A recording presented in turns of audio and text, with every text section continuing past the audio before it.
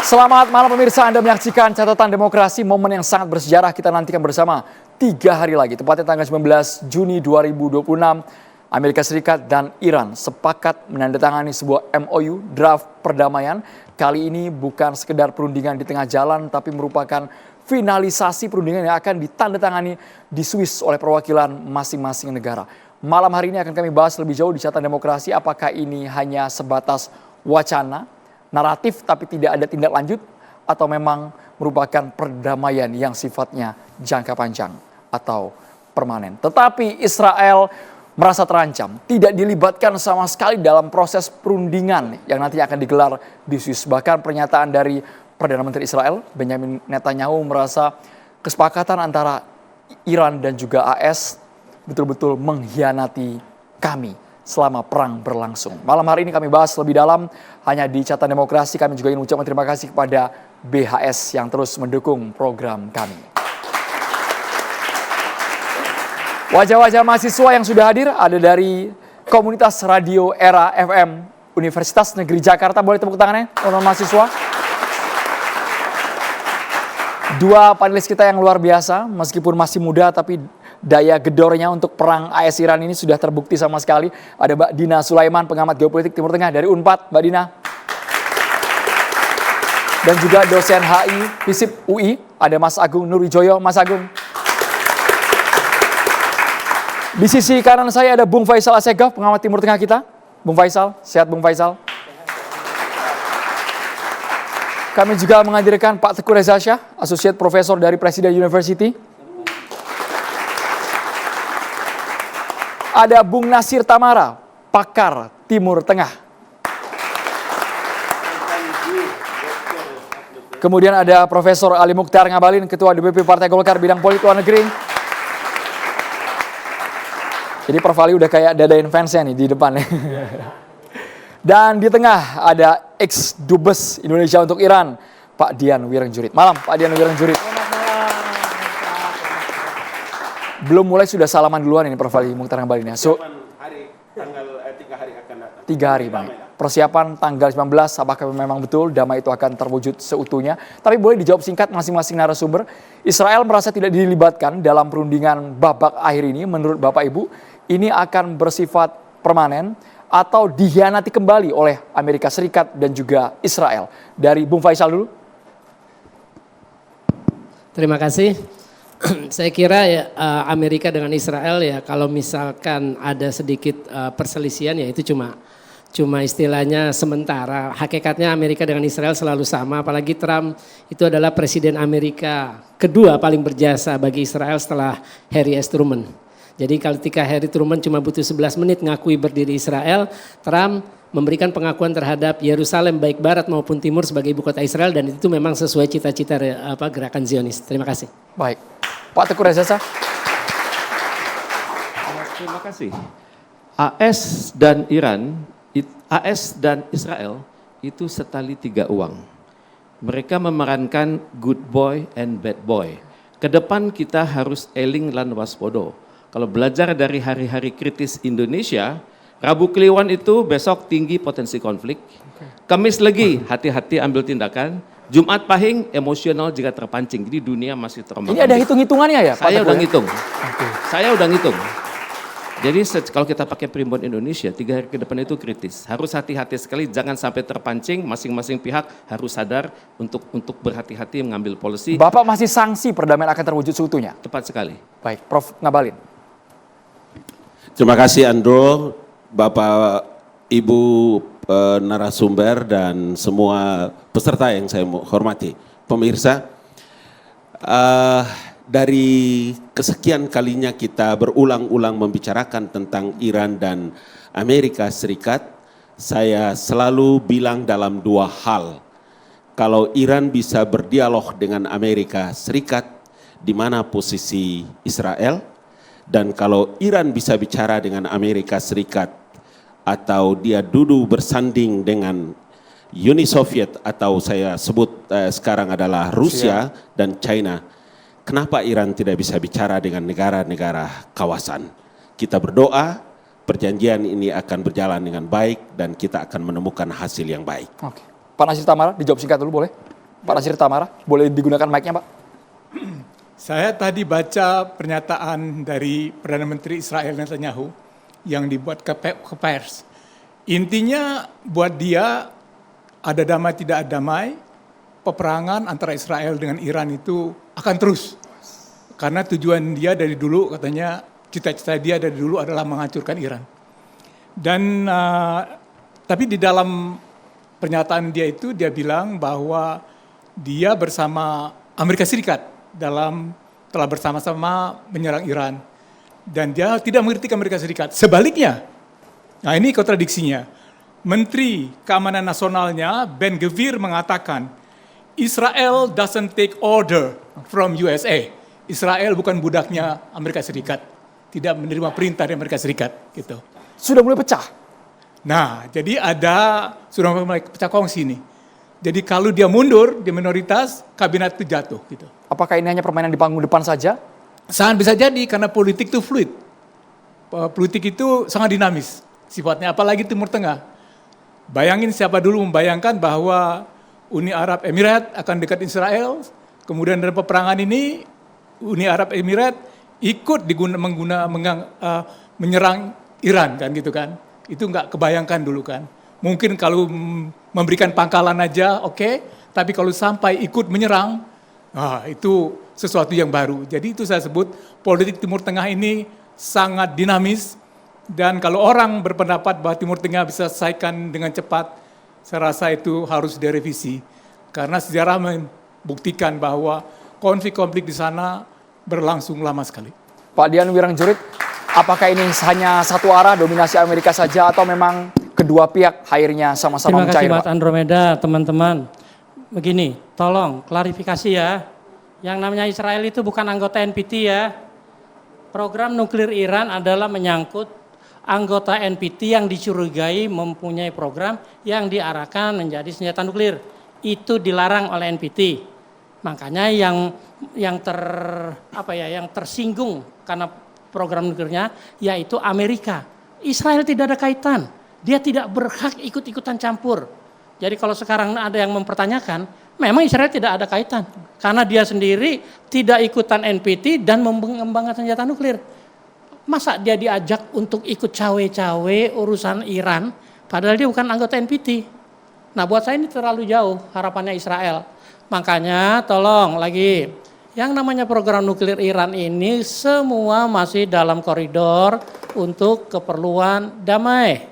Karena inspektur dari IAEA, setahu saya sampai saat yang terakhir ketika isu ini muncul lagi, sudah mengatakan Iran tidak terbukti mempunyai program yang diarahkan menjadi senjata nuklir. Pak Dian, tapi singkat kami dari Iran mengatakan bahwa sepakat ingin membekukan pengayaan uraniumnya, tidak akan dilanjutkan, bahkan dikurangi. Teman-teman, ini juga ya tolong, narasi itu tidak pernah keluar dari Iran. Itu hanya draft dari AS berarti Pak ya? Ya, dan kalau kita kan tahu ya, kalau Trump itu ngomongannya kan saya sudah bicara dengan pejabat-pejabat Iran, kapan? Nggak ada. Itu bohong. Udah, tidak ada. Jadi dia hanya bluffing bahwa untuk meyakinkan dunia bahwa dia sudah berusaha dan Iran mendengar. Buat saya sama sekali tidak ada. Tolong, MOU itu tahap pertama dari sebuah proses panjang menuju yang namanya perjanjian damai.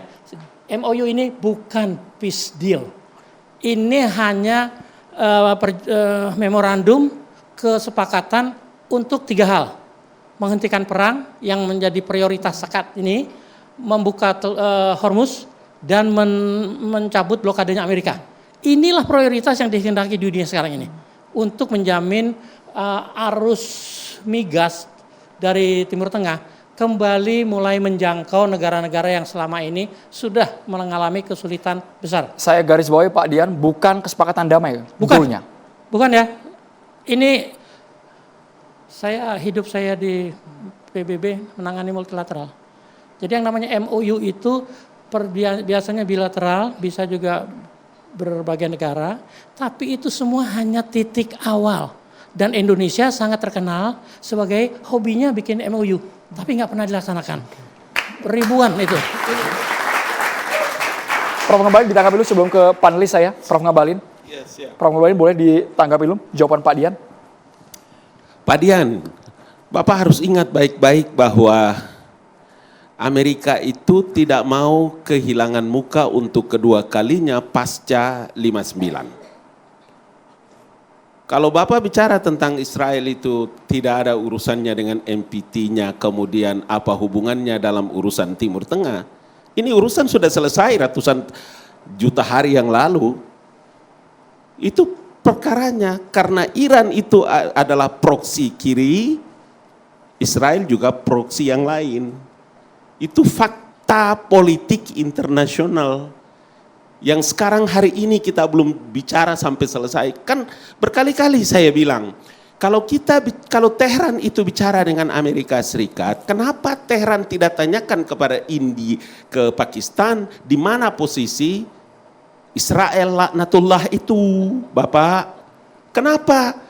Karena perundingan itu sedang berlangsung, Israel menggempur Lebanon Selatan. Kalau dia tidak punya hubungan, kenapa peristiwa itu terjadi?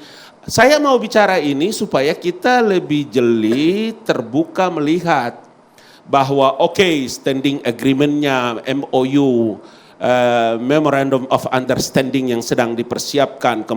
Tapi saya selalu ingin mengatakan bahwa ada upaya yang sedang dilakukan dan harus kita akui bahwa Amerika Serikat itu adalah sebuah negara superpower. Negara yang mau adidaya dengan segala cara dan upayanya, dia bisa melakukan dengan segala kekuatan, baik militer maupun perundingannya. Kita tidak boleh tertipu dengan gaya media menceritakan informasi tentang berulang-ulangnya Trump dalam menyampaikan pesan-pesan ke publik. Tapi saya juga harus mengatakan secara jujur, dalam perspektif ilmu international relation itu, menjelaskan bahwa setiap perundingan antara satu negara dengan negara yang lain itu bukan tiba masa tiba akal. Saya kira itu kita harus jeli melihat itu. Sama seperti Indonesia. Kalau Indonesia itu tadi Bapak bilang tentang Indonesia punya hobi MOU. Pak, Indonesia ini adalah negara yang terbuka dan dia bisa bicara dengan siapa saja. MOU itu merupakan identitas penting dalam budaya diplomasi Indonesia. Pak Dian, boleh dan itu disanggan? sudah bertahun-tahun kita bicara itu. Saya sebagai bekas orang Komisi Hubungan Internasional Komisi 1, saya mengerti itu cerita. Gitu Pak. Terima kasih. Kabar terakhir, tolong dibaca. Jepang komplain terhadap Indonesia. Karena ratusan MOU yang sudah ditandatangani, tidak ada follow up-nya. Kita itu suka berbeda dalam menafsirkan yang namanya capaian. Kita merasa kalau sudah kirim delegasi ke satu sidang, baik bilateral ataupun multilateral, kalau sudah bisa menandatangani MOU, itu sudah achievement. Tapi kita fokus perang ya Pak Dian malam hari ini. Nah, dalam kaitan ini, yang akan ditandatangani, kalau saya mau tanya ya, agendanya apa? Ada di situ dikabarkan, ada tentang pencairan dana yang dibukukan, penarikan tentara Amerika, pembukaan blokade. Kalau blokade tiga tadi, fokusnya ini 3 kalau saya. Tapi kalau pengalihan uranium yang diperkaya keluar Iran, sama sekali tidak akan disentuh. Itulah esensi perjanjian JCPOA yang sekarang tidak mungkin itu ada di MOU yang akan ditandatangani Jumat besok. Jadi kalau diksinya dibekukan, dikurangi, itu tidak mungkin terjadi? Tidak akan ada pembahasan mengenai itu. Sekarang buat saya, kita juga sama ya, kalau ada seperti ini, mengaku semua informasi A1 dari Washington, A1 dari mana, saya nggak pernah membaca ada yang solid, apa sekarang yang sudah ada di draft MOU-nya. Kalau buat saya, sekarang ini prioritasnya adalah penghentian perang. Kalau perang sudah berhenti, ada kapal-kapal diloloskan dari Hormuz, blokade Amerika terhadap pelabuhan-pelabuhan Iran ditarik, itu sudah mulai membuka peluang akan adanya situasi yang kondusif untuk perundingan berikutnya. Nah, perundingan berikutnya itulah yang akan dijajaki setelah MOU ditandatangani 19. Bung Faisal. Memang benar kita belum tahu isi dari nota kesepahaman yang akan ditandatangani, isi resminya ya, tapi kantor berita Mehr sudah merilis ada 14 poin dan itu semua menunjukkan Amerika menyerah pada tuntutan Iran. Yang pertama adalah gencatan senjata di semua front, artinya perang dihentikan bukan hanya di Iran, di situ di semua front dan disebut Lebanon. Nah kita tahu ketika kemarin itu Iran akhirnya menyerang kembali Israel karena Israel tidak mau menghentikan agresi terhadap wilayah Lebanon Selatan terutama.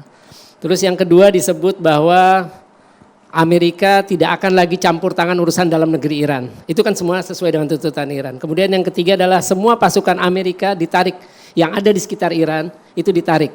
Bisa jadi itu sesuai dengan tuntutan Iran, mungkin tafsirnya ya, bahwa Amerika harus keluar dari Timur Tengah. Kan Timur Tengah, Iran kan ada di kawasan Timur Tengah, dekat di kawasan Teluk Persia. Itu kan semua pangkalan militer Amerika kan ada di kawasan Teluk Persia, di Arab Saudi, di Kuwait, Uni Emirat Arab, Bahrain, Qatar dan Oman. Terus ada lagi dibilang bahwa penangguhan sanksi penjualan minyak, produk petrokimia dan turunannya itu harus ditangguhkan. Jadi itu poin-poinnya. Kemudian ada lagi yaitu bahwa Amerika harus membayar kompensasi paling tidak 300 miliar dolar. Tadi saya nonton di CBS tadi pagi bahwa Wakil Presiden Amerika J.D. Vance bilang yang akan bayar, membenarkan ada poin 300 miliar dolar itu dan yang membayar adalah negara-negara Arab Teluk. Artinya ini seperti ketika perang Teluk pertama Amerika membebaskan Kuwait dari invasi Irak, itu juga yang membayar biaya perang adalah negara-negara Arab Teluk.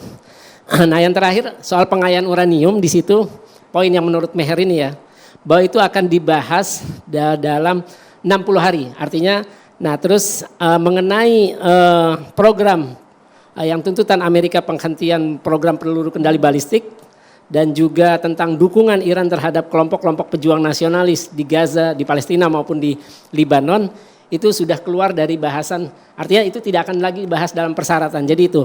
Nah Iran yang menarik adalah dia bilang kalau misalkan sanksi blokade tidak dihentikan, aset tidak dicairkan walaupun setengahnya, Iran minta setengahnya, terus sama penghentian sanksi penjualan minyak itu tidak dilakukan, ketika setelah selesai penandatanganan Iran tidak mau melanjutkan negosiasi atau perundingan berikutnya. Demikian. Terima kasih. Itu poin masih simpang siur sebenarnya karena dari Wamenlu Iran mengatakan akan kami publikasikan, real konkretnya adalah ketika tanggal 19 Juni setelah pertemuan, Bung Faisal ya. Kita berikan kesempatan kepada panelis, Mas Agung, Mbak Dina. Formatnya pertanyaan kepada narasumber yang ada di sini. Boleh Mas Agung pertanyaan dulu? Oke, ditujukan kepada siapa boleh? Mas Agung Nurwijoyo? Mungkin kepada Pak Dian boleh Pak Dian. Pak Dian punya keyakinan berapa persen kira-kira Pak? MOU ini kan kalau boleh kita bilang kan ini sebagai sebentuknya negatif peace. Jadi penghentian kekerasan Pak tadi bahasanya Pak Dian ya. Jadi dia kan fase pertama sebelum mencapai nanti namanya positive peace. Positive peace ya tentu hidup berdampingan, damai dan segala macamnya.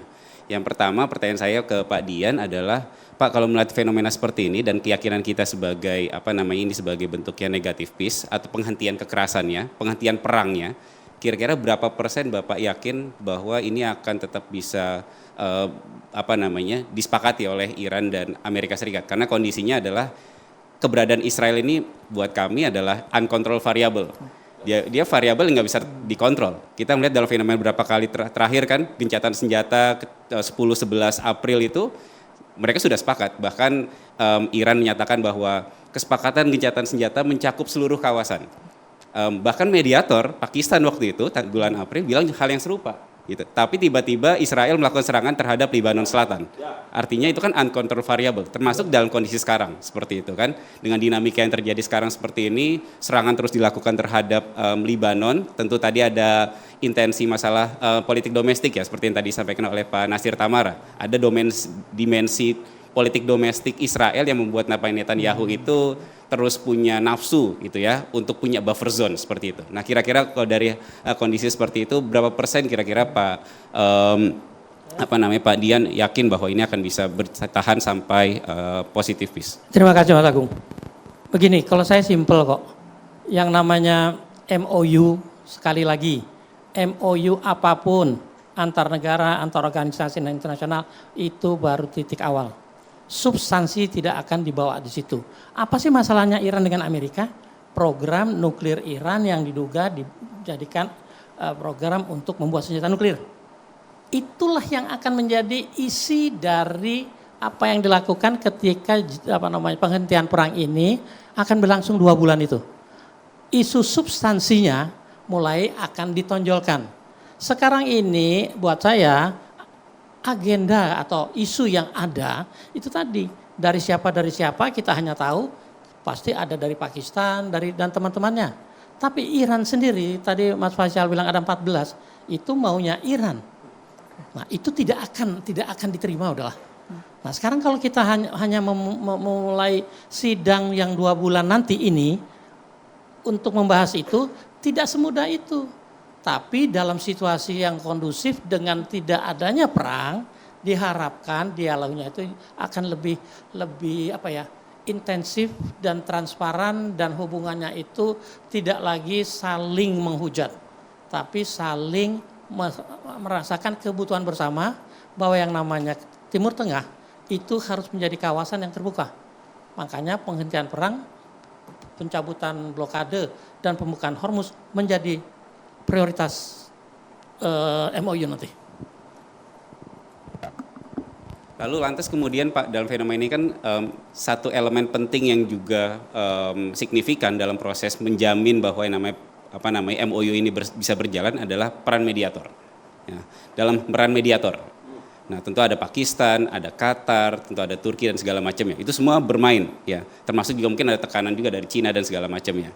Nah, kira-kira menurut Bapak, apakah cukup kuat para mediator ini untuk menjadi setidaknya mungkin sekedar menjamin atau yang kedua juga bisa bagaimana strategi mereka seharusnya bisa menjaga ya bahwa yang namanya perjanjian MOU ini bisa bertahan setidaknya tadi ya Mbak Dian sampaikan 2 bulan gitu ya sampai kemudian semua pembicaraan akan dirampungkan dan seterusnya. Kira-kira bagaimana Pak? Pak Dian ditahan dulu dijawab seselai karena kami juga heran Pak Dian sebagai ex-dubes Indonesia untuk Iran sangat skeptis dengan perdamaian yang akan terwujud. Usai jeda hanya di Catatan Demokrasi pemirsa kami kembali.